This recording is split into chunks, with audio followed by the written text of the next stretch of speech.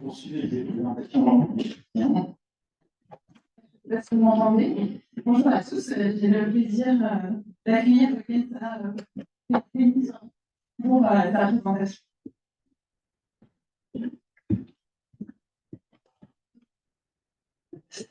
Bonjour à tous, je suis donc Kenza Bénis, je suis doctorante au laboratoire de neuropsychologie et d'imagerie de la mémoire humaine à Caen.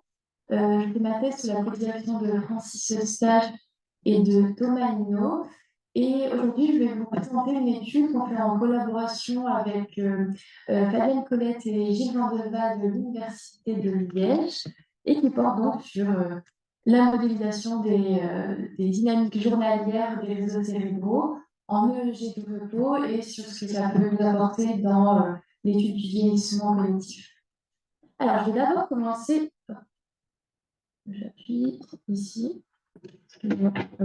Oui. Je vais d'abord commencer par vous parler. Ok, merci beaucoup. Je vais commencer par vous parler des réseaux cérébraux. Donc, si on prend la classification de Houdin et collaborateurs, les régions du cortex cérébral fait partie en 6 principaux réseaux, dont les noms renvoient aux grands domaines cognitifs auxquels leur activité au repos est le plus souvent associée dans la littérature. Nous, ce qui va nous intéresser, c'est de mesurer la connectivité fonctionnelle des réseaux cérébraux au repos, ce qui implique de distinguer l'activité entre les régions d'un même réseau, donc la connectivité intra-réseau, de la connectivité entre les régions de réseaux cérébraux distincts, donc la connectivité entre réseaux.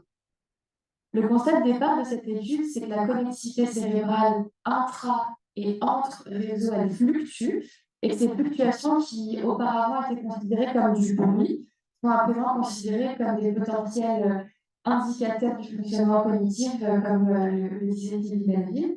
Donc, par exemple, au cours du vieillissement, les études ont montré qu'une augmentation des fluctuations de l'activité cérébrale serait associée à de meilleures performances cognitives chez les personnes âgées. Ces changements liés à l'âge induiraient plus de connectivité entre réseaux et que cette réorganisation, elle concernerait davantage la connectivité entre le réseau de la science, le réseau du contrôle exécutif et le réseau par défaut. Donc, il faut noter quand même que dans ces études, les fluctuations de connectivité, elles sont enregistrées sur des échelles de temps courtes, donc de la minute à l'heure selon les techniques d'imagerie utilisées. Mais on sait que l'activité cérébrale, elle fluctue également sur un temps plus long, si on considère par exemple le temps de circadien, donc l'horloge interne propre à chaque individu. Donc nous, dans une première étude exploratoire, un peu en EEG de repos, nous avons montré qu'au cours de la journée, la fluctuation globale de l'activité de ces 3 réseaux, dans les bandes de fréquences θ et gamma, mais je reviendrai après, était associée à des patterns de performance cognitive distincts chez des personnes âgées. Donc, cette seconde étude, elle vise à préciser plus en termes de connectivité entre ou intra-réseaux les dynamiques journalières des réseaux cérébraux associés aux trajectoires cognitives des personnes âgées. Donc, nous disposions pour cela de données issues du protocole de recherche CopyStage, mis en place par l'équipe du GIA de Liège. Donc, dans le cadre d'un protocole d'éveil prolongé, 101 participants âgés, donc sans troubles cognitifs, sans pathologie, ont réalisé 5 sessions d'EEG au repos à différents temps de la journée. Pourquoi l'EEG? Parce que ça nous permet d'enregistrer de manière directe l'activité cérébrale mise en continu et la transcrire en rythmes cérébraux. Ces rythmes cérébraux sont classés en 5 bandes de fréquences et il est admis que chacun de ces rythmes traduit des états cognitifs distincts.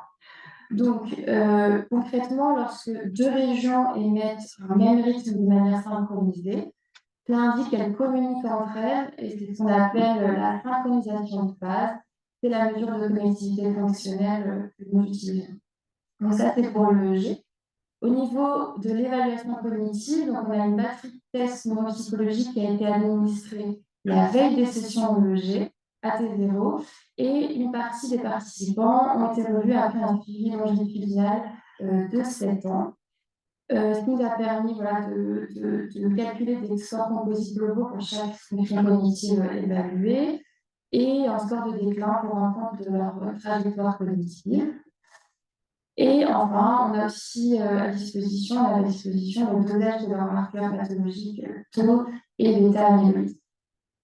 Donc, nous, ce qui nous intéressait en premier lieu, c'était de définir comment fluctue au cours des 5 sessions EEG la connectivité des réseaux SN, CEN et DMN.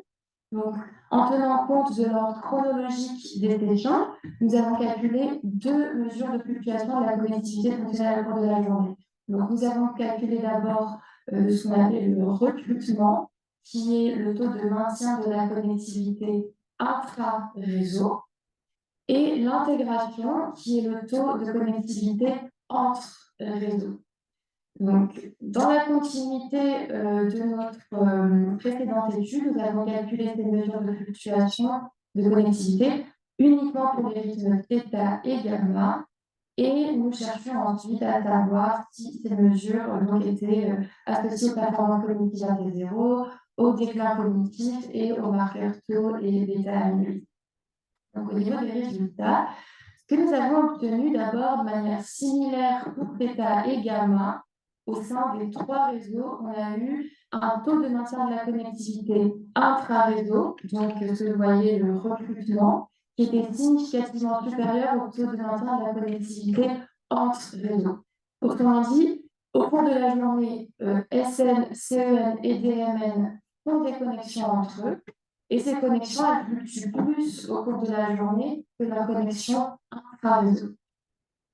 Au niveau maintenant des associations de ces indicateurs avec la cognition, uniquement pour le taux d'intégration des réseaux SN et CEN, on a trouvé une corrélation positive avec le score, donc uniquement dans la bande de fréquence θ. Pardon, j'ai oublié d'indiquer que voilà, pour la cognition, θ et gamma ont des associations avec la cognition distincte. Donc, θ, l'intégration de ces deux réseaux courts θ est positivement associée avec les scores mnésiques à T0 et négativement associé au score de déclin toujours mnésique après 7 ans. Donc, ce qui veut dire que moins la connectivité entre réseaux fluctue au cours de la journée, plus elle est stable, meilleures sont les performances cognitives à T0 et moins les performances déclinent après 7 ans. En revanche, donc, pour la bande de fréquence gamma, on observe que le taux d'intégration, toujours de ces mêmes deux réseaux, est négativement corrélé au score exécutif et attentionnel à 0 et positivement corrélé au taux de protéines bêta-amyloïdes.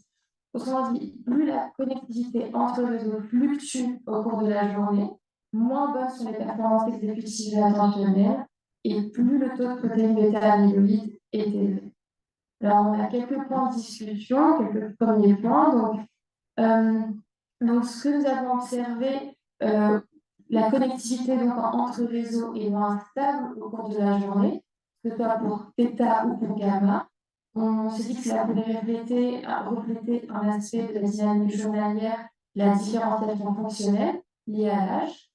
Dans la bande de fréquence θ, la stabilité de la connectivité entre ces réseaux qui est associée à des performances mnésiques préservées, elle pourrait refléter un mécanisme bénéfique pour la cognition.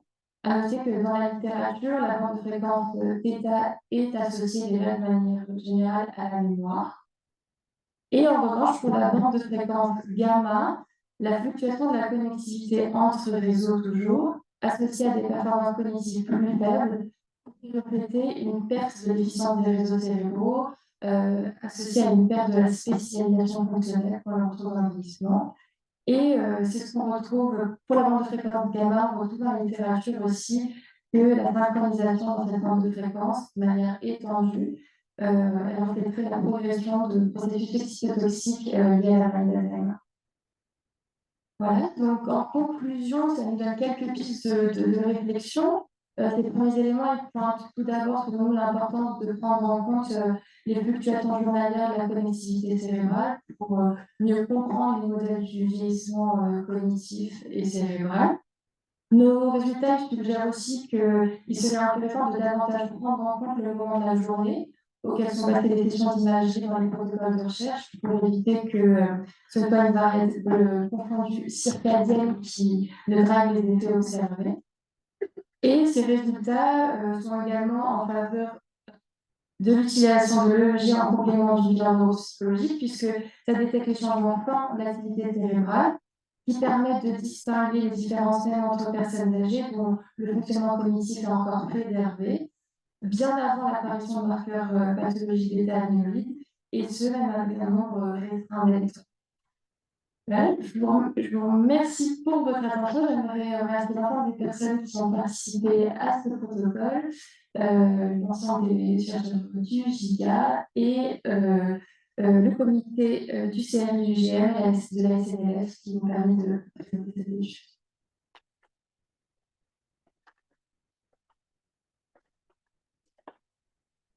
Merci Kenza. Maintenant, pour quelques questions.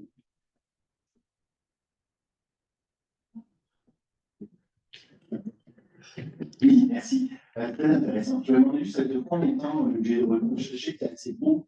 C'est d'ordre de quoi, 5 minutes? C'était des enregistrements de 2 minutes. 2 minutes.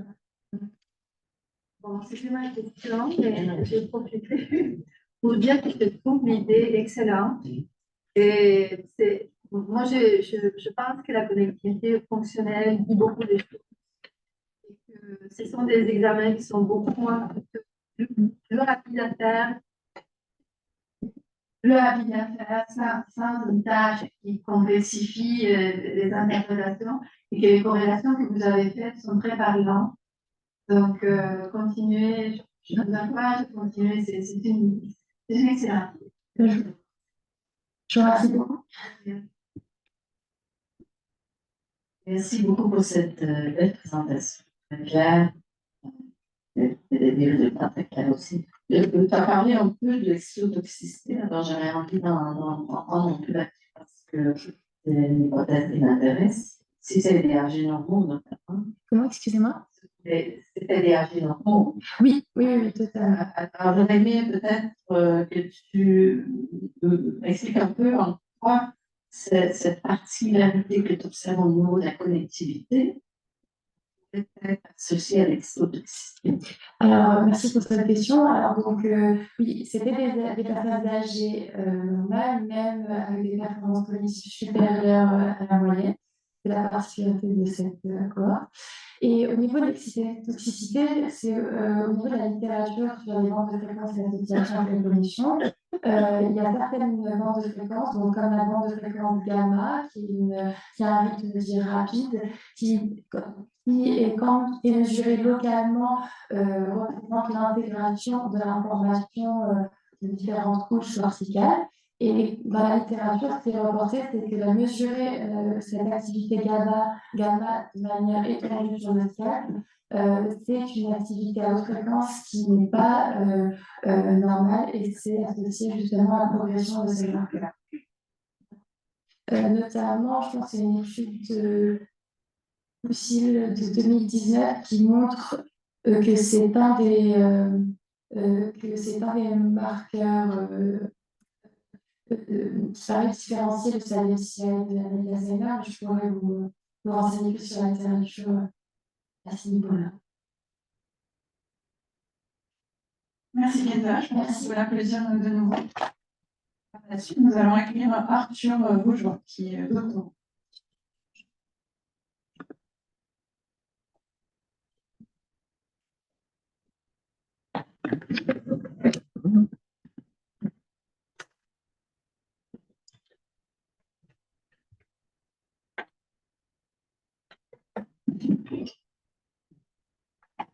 Voilà. Donc, bonjour à tous et à toutes. Donc, je m'appelle Arthur Bourgeois. Je suis doctorant en neuropsychologie à l'Université d'Amiens, au Centre de recherche de psychologie du CRP-CPO. Et je vais vous présenter aujourd'hui l'étude sur l'effet de l'âge sur les différentes dimensions de la théorie de l'esprit. Et je suis sous la direction de Yannick Gunden et d'Harmonie Duclos. Donc, pour celles et ceux qui seraient moins familiers avec la notion de théorie de l'esprit, il s'agit de la capacité qui permet de prédire et d'expliquer nos comportements ainsi que ceux d'autrui en attribuant des états mentaux indépendants, tels que des croyances, des émotions ou des intentions, par exemple. Donc, la théorie de l'esprit affective. Et nous remarquons une seconde fois que ce sont les sujets les plus jeunes qui ont de meilleures performances que les sujets plus âgés.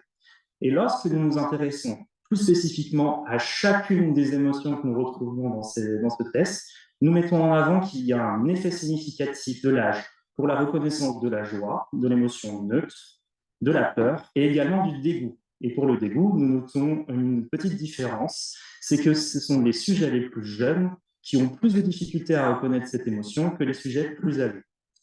Enfin, en ce qui concerne les analyses du masque, nous avons comme première analyse la capacité de théorie de l'esprit cognitif, et nous mettons en avant, grâce aux réponses qui sont situées en arrière-plan, qu'il y a un déclin graduel des capacités de théorie de l'esprit cognitif chez nos participants, et les sujets les plus jeunes avaient, encore une fois, des scores significativement meilleurs que les sujets plus âgés.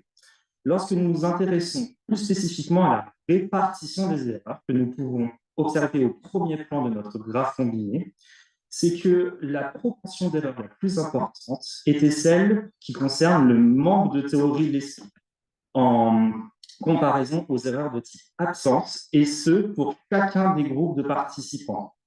Lorsque nous nous sommes intéressés à la théorie de l'esprit affective, nous avons mis en avant qu'il y a un déclin graduel de celle-ci, avec encore une fois les sujets jeunes qui étaient significativement meilleurs que les sujets plus âgés.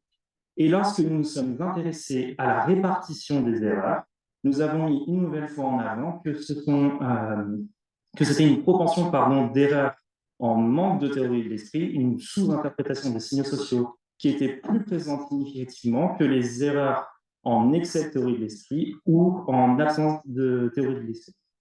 Enfin, nous avons cherché à observer une différence significative entre les scores de théorie de l'esprit cognitive et affective au travers du masque, et nous ne constatons pas de différence significative pour le groupe jeune et intermédiaire, mais nous en constatons une pour le groupe de participants plus âgés, dans lequel nous observons des scores plus importants en théorie de l'esprit affective qu'en théorie de l'esprit cognitive. Qu'en pouvons-nous donc en conclure? C'est qu'au travers de cette étude, nous pouvons mettre en avant un effet de l'âge sur toutes les dimensions de la théorie de l'esprit. Et cela rejoint les résultats d'études antérieures, et notamment au niveau de la théorie de l'esprit cognitive et affective. Et nous pouvons souligner qu'au cours du vieillissement, les personnes rencontrent plus de difficultés pour inférer les états mentaux de toute nature, et que ce déclin est observable dès 40 ans.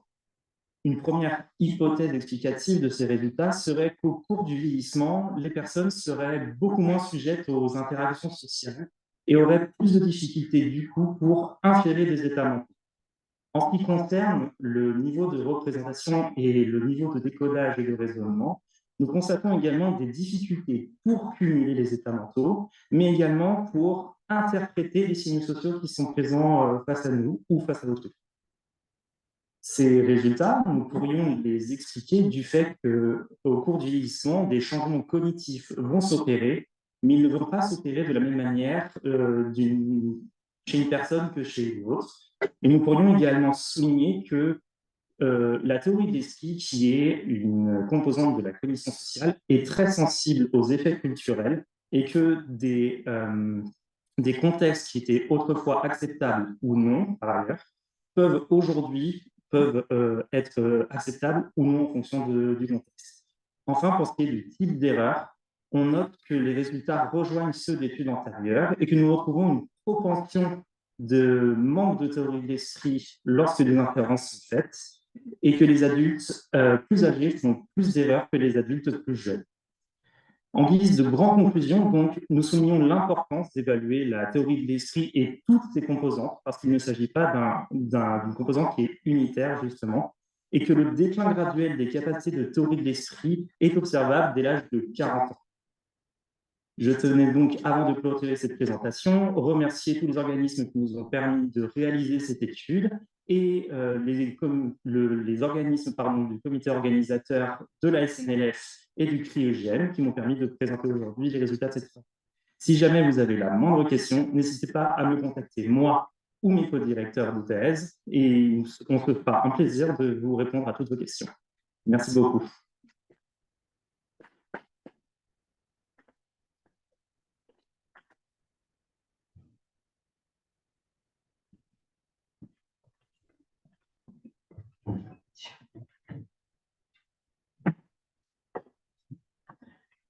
Merci beaucoup pour votre présentation.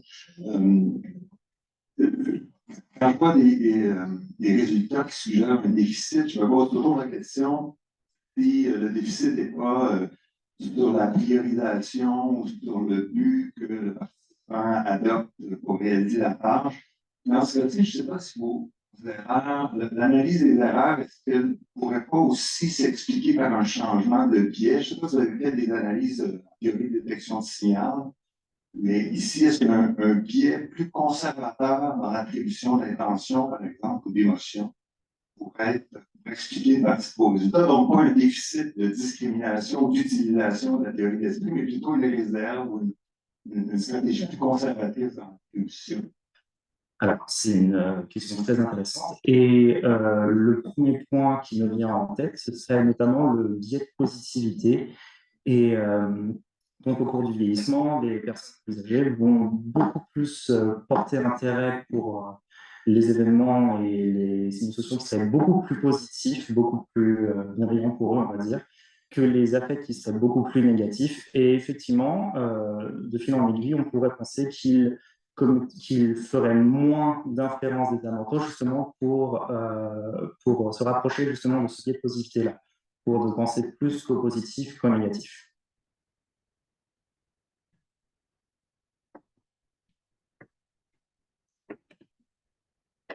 Merci beaucoup pour la présentation, c'était vraiment très intéressant. Une question qui vient juste à réponse à la question de Pierre. Vous voyez dans la reconnaissance des émotions que les personnes âgées faisaient plus d'erreurs dans la détection de la joie, ce qui pose la question du biais de positivité. Et la question qui me vient, c'est qu'il y avait aussi plus d'erreurs dans la reconnaissance de l'état neutre.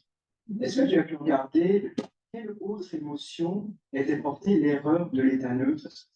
C'est plus interprété comme de la joie ou plus interprété comme des émotions négatives. Sur la tristesse, qui revient souvent à la confusion neutre-tristesse. Par expérience passée, est-ce que tu as pu regarder ces types d'erreurs-là? Alors, effectivement, ce type d'erreurs, on a pu les regarder, mais surtout qualitativement au moment de la passation en fait, de participants. Et effectivement, ces derniers avaient une propension un petit peu plus importante pour souligner que les émotions neutres qui se situaient face à eux étaient surtout de la tristesse ou de la surprise, étonnamment. Et par rapport donc à la joie, on pourrait souligner le fait que il est important aussi de considérer le contexte dans la reconnaissance des émotions. Et comme dans le visage d'Ekman, nous nous concentrions uniquement sur la reconnaissance des gestuelles faciales ou des affects très spécifiques, ça pourrait expliquer le fait qu'il y ait des difficultés pour reconnaître cette émotion positive. Je vous en prie. Oui, merci beaucoup. Je sais pas si... Là, vous m'entendez? Oui. Merci beaucoup. C'est un sujet qui est très intéressant. J'avais une question, une double question complémentaire de ce qui a été demandé, qui porte sur l'échantillon ou les échantillons de notre étude des participants. Vous êtes passé vite. Est-ce qu'ils sont, comment vous les avez sélectionnés, les jeunes, les âgés? Et puis, comment ont été réalisés les examens? Est-ce que c'était fait par des sujets jeunes, par des étudiants? Dans quel contexte? Est-ce que les personnes sont venues au laboratoire? Il y a tous ces aspects-là qui sont, je pense, très importants de façon générale quand on fait des études en comparant des jeunes et des âgés, mais encore plus sur ces thématiques de la cognition sociale. D'accord, merci pour vos questions. Alors, pour répondre à la première, effectivement, nous avions des critères d'inclusion pour chacun de nos participants. Ils étaient répartis en fonction de l'âge. Il y avait certains critères, notamment, on devait exclure les personnes qui avaient des états dépressifs ou des états anxieux ou des antécédents neurologiques, par exemple. Et nous considérions aussi qu'en dessous du score seuil de 27 au MMSE, que nous avons passé pour tous les participants, nous ne recrutions pas les participants qui avaient en dessous de ce seuil. Pour ce qui est du recrutement à proprement parler, effectivement, ils sont comparables entre eux parce qu'ils ont passé les mêmes épreuves. Et pour ce qui est des passations, Donc, elles ont été faites par moi-même ou par d'autres étudiants qui effectivement étaient en année de master. Et quelques-unes ont été faites par des étudiants qui étaient en stage de recherche à l'université. Et je n'ai pas le chiffre exact, mais je pense qu'il y a une proportion de participants qui étaient plus reçus chez eux pour faire les passations qu'à l'université, bien que nous recrutions que nous faisions passer les examens à l'université aussi. C'était un petit peu en fonction du contexte aussi, parce que ce projet de recherche a commencé avant le Covid-19. Donc, nous avons dû, de fil en aiguille, nous débrouiller, du coup, en conséquence de fait. Merci beaucoup. Je vous en prie.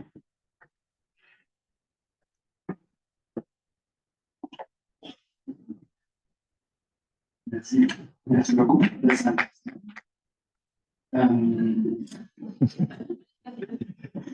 J'ai une question méthodologique et j'ai une question qui déroule plus tard. Qu'est-ce que vous pensez de la suite de ces études? La première méthodologique, vous avez mentionné quels aspects culturels il y avait la théorie de l'esprit. J'aimerais savoir comment vous caractérisez votre échantillon du point de vue culture, ethnicité, etc. Et la deuxième, et si c'est quelque chose que vous observez dans vos conclusions qui est affecté avec le temps, est-ce que c'est quelque chose que vous recommanderiez comme un ajout post-évaluation neuropsychologique, par exemple?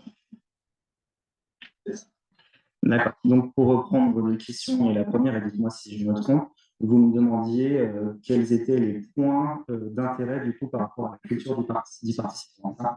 Distribuer votre échantillon, vous me dire d'origine ethnique, mettons, combien de personnes vous aviez dans les différentes tranches que vous avez analysées. En termes de combien de personnes blanches, combien de personnes de cultures différentes, est-ce que par les mêmes langues, mettons? Alors, du coup, pour cette étude, nous avions comme critère que chacun des participants devait être de nationalité française. Mais il serait intéressant effectivement de regarder si des personnes issues d'une culture différente, autre que française, avaient des résultats comparativement similaires ou différents de ceux que nous avons recrutés au sein de cette étude-ci.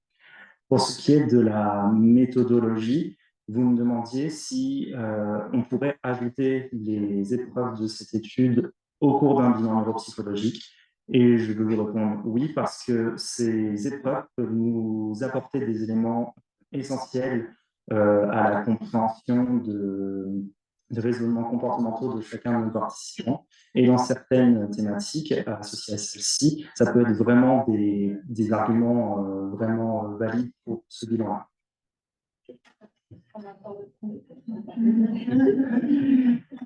Je suis désolée, on n'a pas le temps pour d'autres questions. On a vraiment une petite pause, mais avant, je pense qu'on peut remercier Arthur une dernière